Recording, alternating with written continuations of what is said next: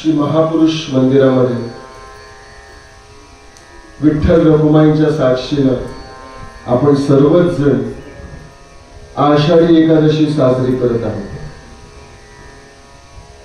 या विश्वाच्या पाठीवरलं सगळ्यात जास्त लोकप्रिय दैवत आज आपल्या समोर आहे। या ब्रह्मांडातलं सगळ्यात जास्त लोकप्रिय दैवत पंढरी आहे। आज आपण त्यांच्या समोर आहोत। पंढरीनाथांच्या दृष्टीनं आजचा दिवस महत्वाचा। आज काय आहे? आषाढी एकादशी।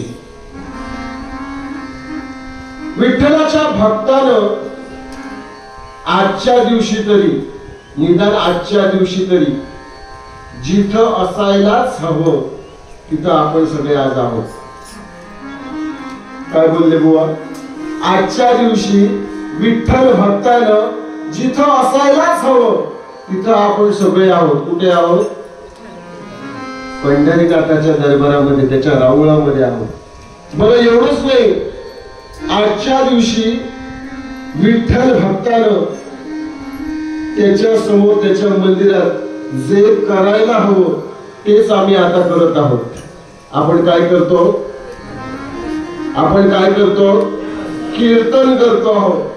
कीर्तन देवाला आवडतं बरं का? कीर्तनाचा अगाध महिमा, कीर्तने संतोषी परमात्मा, सकळ तीर्थे जगदात्मा वसती कीर्तनी। काय सांगितलं? कीर्तनाचा अगाध महिमा आणि कीर्तने संतोषे परमात्मा। देवाला काय आवडतं? देवाला काय आवडतं? फक्त आवडत नाही कोणाला? नाही, तुम्हाला आवडतं हो, जे आले नाहीत त्यांना। अवधूत चिंतन लक्षात घ्या, कीर्तन म्हणजे बुवाची व्यर्थ बडबड नाहीये। कीर्तन म्हणजे बुवा लोकांच्या पोटापाण्याचा धंदा नाहीये। कीर्तन म्हणजे एकपात्री प्रयोग नाहीये। कीर्तन केवढं तरी श्रेष्ठ आहे हो। नवविधा भक्तीमध्ये दुसऱ्या नंबरचं स्थान आहे। प्रथम भक्ती ही तुम्ही करता, श्रवण भक्ती। म्हणून म्हटलं की कीर्तनाकडे बघण्याचा दृष्टिकोन बदला। कीर्तन देव मिळण्यासाठी नाहीये, देव मिळण्यासाठी कीर्तन नाहीये, देव कळण्यासाठी कीर्तन आहे। पंढरीनाथ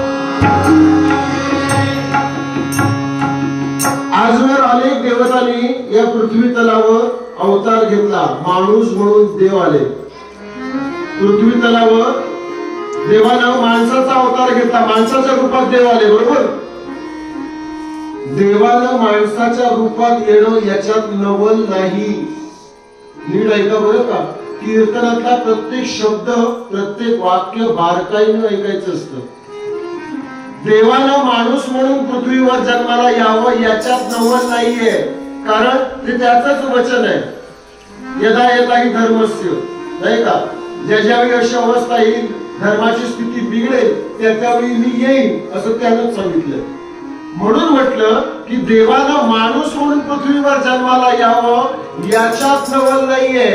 कधीतरी आपल्या माणसातून एखादा देव बनावा याच्यात नवल आहे, त्यासाठी कीर्तन आहे। पंढरीनाथ त्यासाठी कीर्तन आहे।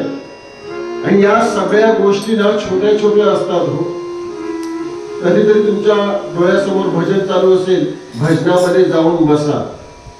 कधीतरी जाता येताना कुठेतरी कीर्तन ऐकायला मिळते, जाऊन बसा।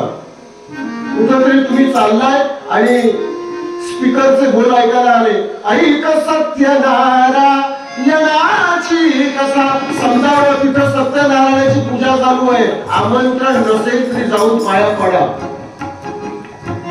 या बारीक बारीक गोष्टी असतात, पण याच बारीक बारीक गोष्टीतून कणाकणानं आपल्याला पुण्याची प्राप्ती होणार आहे।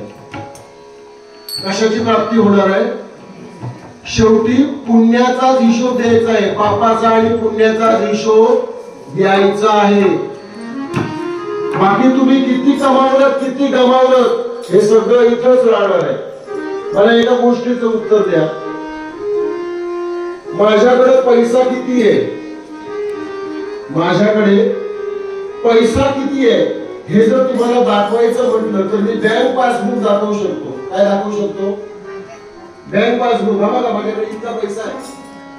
माझ्याकडे दागिने किती आहे हे जर दाखवायचं ठरलं तर मी बिलं दाखवू शकतो दागिन्यांची. बरोबर? मी बिलं दाखवेन. हे बघा इतके दागिने आहेत. माझ्याकडे जमीन किती आहे दाखवायची ठरलं तर मी सातबारा दाखवेन तुम्हाला. इतकी जमीन माझ्याकडे आहे. बरोबर? कीर्तनात लक्ष द्या. कोण येणार आहे पाया पडून जाणार आहे. कीर्तनात राहा तुम्ही. काय काय सांगितलं तुम्हाला? माझ्याकडं पैसा किती आहे मी पासबुक दाखवेन. माझ्याकडे दागिने किती आहे मी बिलं दाखवेन. माझ्याकडे जमीन किती आहे मी सातबारा दाखवेन. माझ्याकडे श्वास किती शिल्लक आहे, माझ्याकडे श्वास किती शिल्लक आहे कोणाकडे उत्तर? हे उत्तर कोणाकडे आहे? त्याच्याकडे आहे. म्हणून कायम भक्ती मार्गात राहा. ज्याची खावी पोळी त्याची वाजवावी टाळी, ज्याची खावी पोळी त्याची वाजवावी टाळी. आजवर अनेक उत्सव आम्ही पाहिले त्याच्या कृपेमुळे. हाही उत्सव आम्ही पाहतोय करतोय ही त्याची कृपा आहे. यानंतर त्याच्या मनात जितके असतील ना तितकेच उत्सव तो आमच्याकडून करवून घेणार आहे. येतोय लक्षात? म्हणून म्हटलं की ज्या ज्यावेळी शक्य असेल नामस्मरण करणं, भक्ती करणं, नाम घेणं ते आवर्जून घेतलं पाहिजे, आवर्जून घेतलं पाहिजे. काही लोकांना प्रश्न पडतो, बुवा आम्ही मंदिरात असतो तेव्हा देवाचं नाम घेतो, मंदिरात जेव्हा कोणीच नसतं तेव्हा देवाचं नाम कोण घेणार आहे? कोणीच नसतं तेव्हा कोण घेणार आहे? माहितीये कोण घेणार आहे देवाचं नाम? प्रत्येक मंदिराला हे खांब असतात ना, ते कशासाठी आहे? एक एक खांब वारकरी होई, अनाथांचा नाथ झाला पांडुरंग, अनाथांचा नाथ झाला पांडुरंग. देवाची जगावी राज रंगला भंग, देवाची जगावी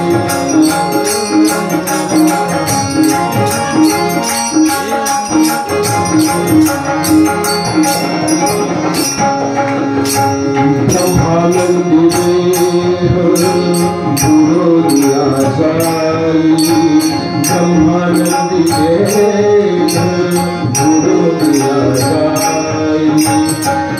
एक खांब वारकरी होई.